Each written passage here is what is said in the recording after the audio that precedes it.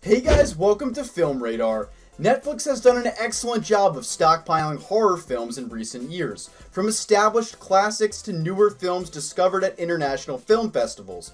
But which are the most terrifying? Today are our picks for the top 10 scariest horror movies on Netflix, so let's go. Before we get started, be sure to subscribe to our channel and ring the bell to get notified about our latest videos. Number 10, Sweetheart, 2019. J.D. Dillard and his co-writers Alex Hyner and Alex Theurer find a new angle on the giant monster film in Sweetheart, an intense and intimate thriller about a castaway trapped on a remote island patrolled by a human-eating leviathan. Kiersey Clemons gives an excellent performance as the heroine, who must reason her way through the problems of feeding herself and avoiding becoming dinner. The filmmakers include a few surprises in this short, tightly plotted film, but never stray too far from the core appeal. Scenes of a clever young woman fighting to maintain control of her situation. Number 9. Session 9, 2001. The supernatural thriller Session 9 has a stark and hazy look, befitting its story of a down-on-their-luck asbestos removal crew who start disappearing under mysterious circumstances while working in an abandoned Massachusetts mental hospital, shot on digital video at a time when cameras weren't as high-tech as they are today. A fantastic cast led by Peter Mullen and David Caruso that captures the creeping anxiety that overcomes these men as they work in the shadows in a building that once housed some very troubled people. Brad Anderson and his team heighten the tension with a sound design that makes every creak and whisper sound foreboding. Number 8. Poltergeist, 1982.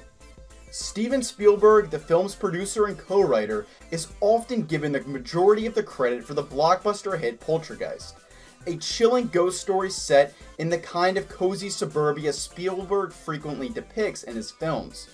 But the film was also clearly the work of Tobe Hooper, the film's more acerbic director. Even before all hell breaks loose, this tale of restless spirits plaguing a pleasant middle-class family has a feeling of queasy anxiety, despite being less gruesome and assaultive than Hooper's best-known film, The Texas Chainsaw Massacre. The cast and crew transform an ordinary American neighborhood into a village of the damned. Number 7. House of 1000 Corpses, 2003. Rob Zombie, the shock rocker, made his feature directing debut with this grubby gore fest, which was marketed as a knowing homage to the sleazy drive-in fare from the 1970s. The premise is straightforward.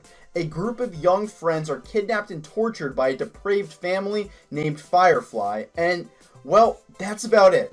This splatter film has real personality thanks to Zombie's obvious enthusiasm for atmospheric grotesquerie and true crime mythology, which was later spun into two more ambitious sequels. House of 1000 Corpses is a horror film for those who enjoy being brutalized and disgusted.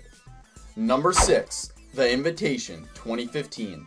Though it eventually builds to scenes of terrifying violence, The Invitation is just as much about the existential dread of awkward social interactions for the majority of its running time. Will, played by Logan Marshall Green, is a bereaved father who reluctantly agrees to attend a dinner party hosted by his ex-wife Eden. Will becomes increasingly convinced that his hosts are members of a death cult as the night progresses. His attempts to warn his friends come across as erratic behavior of the emotionally wounded, with scenes as riveting and nerve-wracking as any slasher film. Number 5. The Evil Dead, 1981. Decades before directing the first 3 Spider-Man films, Sam Raimi became a horror fan favorite with his inventive low-budget 1981 film, The Evil Dead. What begins as a typical college kid's partying in the woods scene takes an unexpected turn when the kids unintentionally open a portal to another dimension. Raimi incorporates slapstick comedy elements which are expertly performed by his leading man, Bruce Campbell. Aside from the gags, the first Evil Dead film is still the scariest in the series, with a dynamic visual style that allows the audience to see the action from the perspective of the demons as they swoop in on their prey. Number 4. Creep 2, 2017. Creep, the first found-footage horror collaboration between director Patrick Brice and co-writer and star Mark Duplass, is also available on Netflix, but it's fine to skip ahead to the superior Creep 2, in which Desire Akavan plays Sarah, a YouTuber who agrees to spend a day filming a man who claims to be a prolific serial killer. Duplass plays Sarah's subject, who may be lying to capture this young woman's attention, or luring her to her doom. Number 3. The Golem, 2019. Yoav and Doron Paz, Israeli filmmakers, draw on the myths and traditions of Hebrew mysticism for The Golem, an unusual supernatural thriller that harkens back to both The Witch and Frankenstein. Hani Furstenberg plays Hanna, a 17th century Lithuanian Jewish village that tries to protect itself from neighboring Russian Christians by summoning a ferocious protector who happens to resemble her own deceased son. Eventually, the plan goes horribly wrong. Throughout, the Paz brothers convincingly recreate Old World Eastern Europe, making Hannah's world appear grim and alien, and full of uncontrollable threats.